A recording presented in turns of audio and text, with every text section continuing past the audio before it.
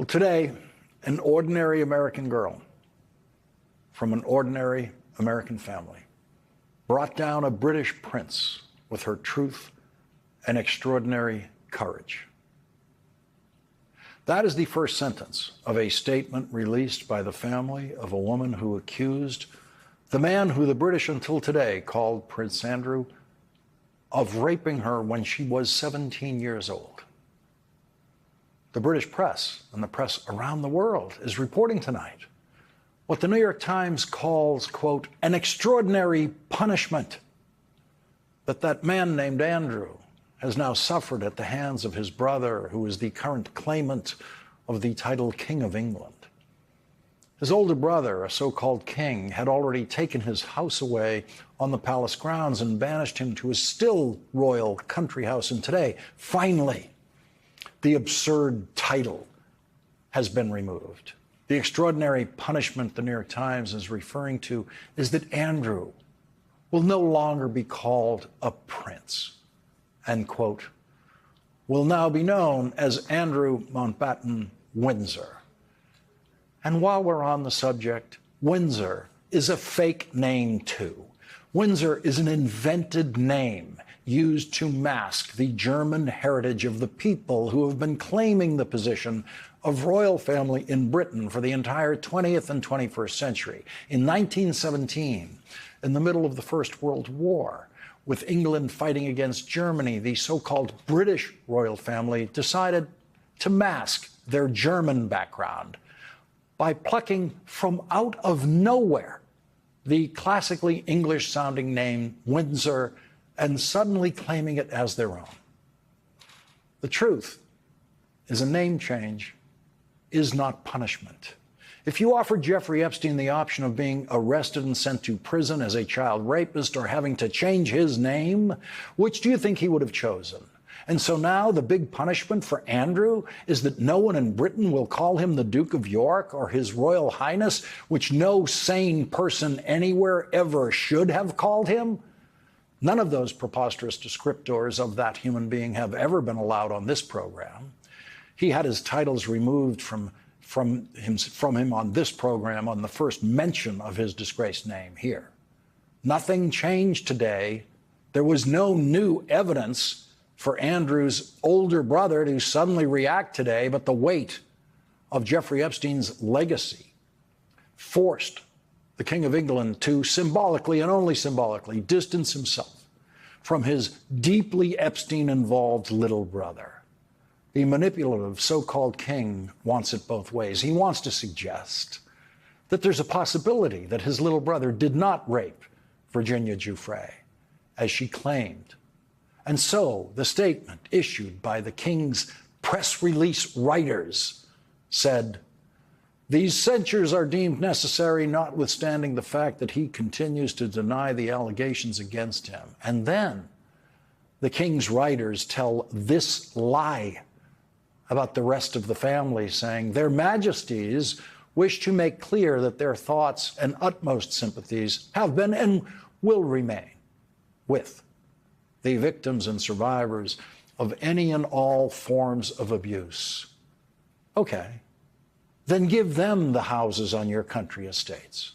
You just gave your accused rapist little brother another country house on your family's estates to live in for free for the rest of his life, and you claim that your utmost sympathies are not with your little brother, the accused rapist, but your utmost sympathies are with, quote, the victims and survivors of any and all forms of abuse. Do you mean any and all forms of abuse visited upon people around the world by the British Crown throughout its ugly history?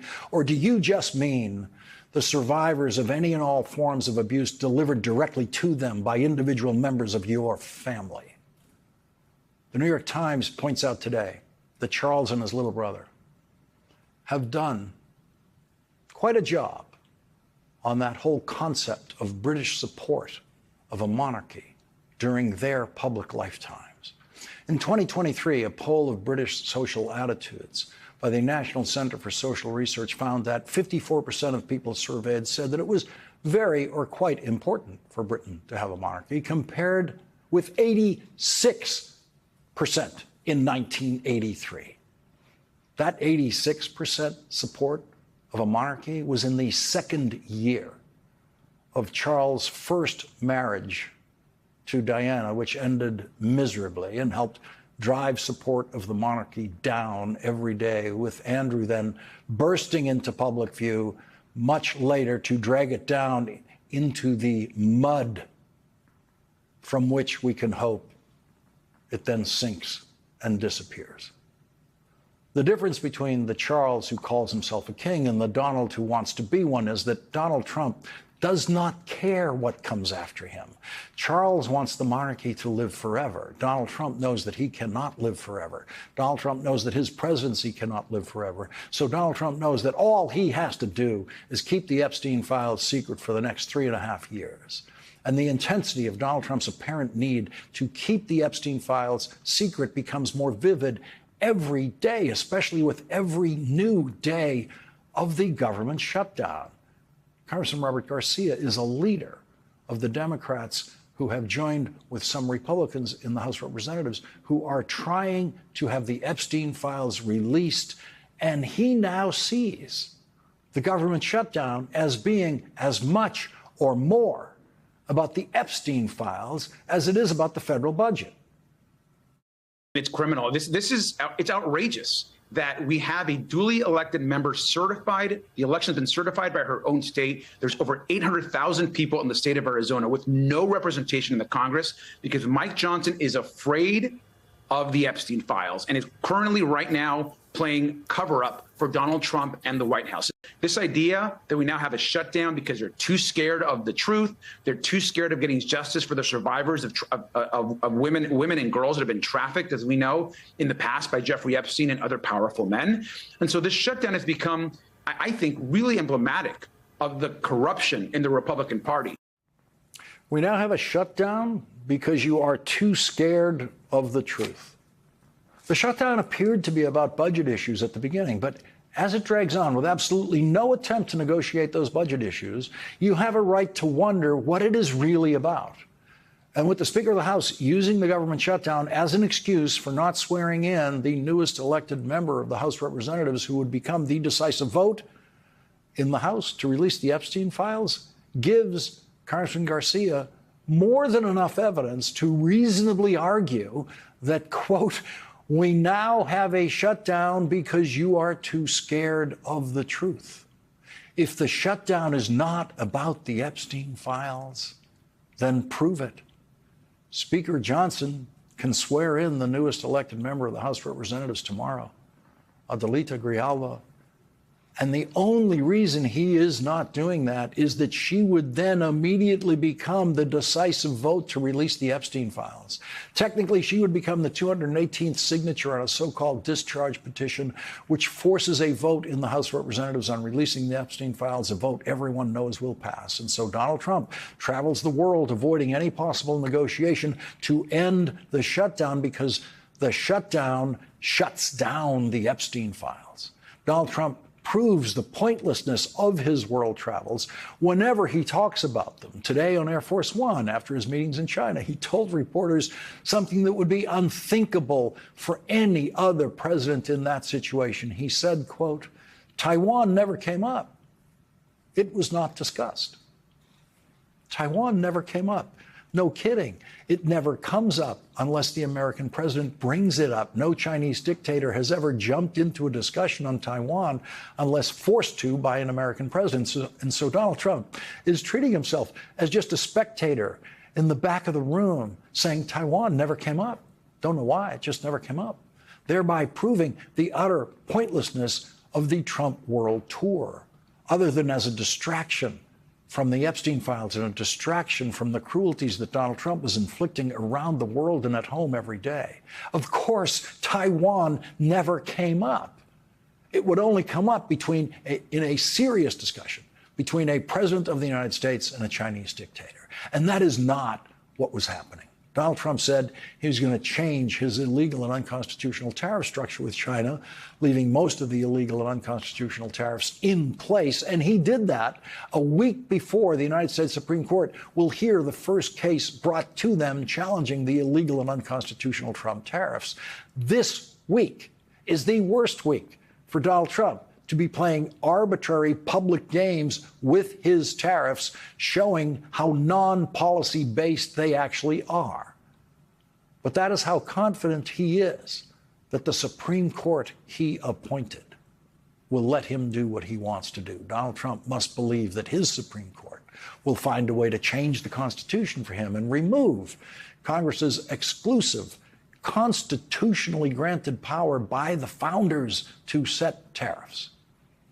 Donald Trump was asked no questions today about Jeffrey Epstein. White House reporters know that asking a question about Jeffrey Epstein means two things. They won't get an answer, and they won't get another question.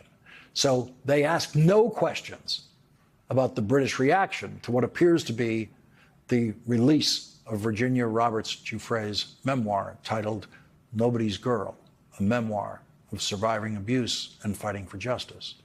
Virginia Giuffre survived Jeffrey Epstein's abuse and Ghislaine Maxwell's physical abuse of her as long as she could, but she ended her own life in April of this year, leaving her co-author to complete her book that has just been released. But Donald Trump flying around the world to avoid the pressure of the Epstein files while the British monarchy fears their own collapse under the pressure of the Epstein files and Virginia Giuffre's memoir. With all of that happening, her family released a statement today saying, quote, "Today, an ordinary American girl from an ordinary American family brought down a British prince with her truth and extraordinary courage. Virginia Roberts Giuffre, our sister, a child when she was sexually assaulted by Andrew, never stopped fighting for accountability for what had happened to her and to countless other survivors like her. Today, she declares victory. We, her family, along with her survivor sisters, continue Virginia's battle and will not rest until the same accountability applies to all of the abusers and abettors connected to Jeffrey Epstein and Ghislaine Maxwell." Today, over 20 survivors of the abuse visited upon them by Jeffrey Epstein and Ghislaine Maxwell urged the House of Representatives to swear in the newest elected member of the House and allow her to become the deciding vote on the Epstein files. Their statement says, "The continued refusal to seat her is an unacceptable breach of democratic norms and a disservice to the American people. Even more concerning to us as survivors, this delay appears to be a deliberate attempt to block her participation in the discharge petition that would force a vote to unseal the Epstein-Maxwell files. The American public has a right to transparency and accountability, and we, as survivors, deserve justice. Any attempt to obstruct a vote on this matter by manipulating House procedure or denying elected members their seats is a direct affront to that right and adds insult to our trauma. Speaker Johnson must stop using procedural tactics to protect the powerful and instead uphold the integrity of our democratic institutions. Our trauma is not a pawn in your political games. Every day you stall is another day survivors are denied justice and the American people are denied the truth. Swear in, Representative Grijalva, and let democracy speak."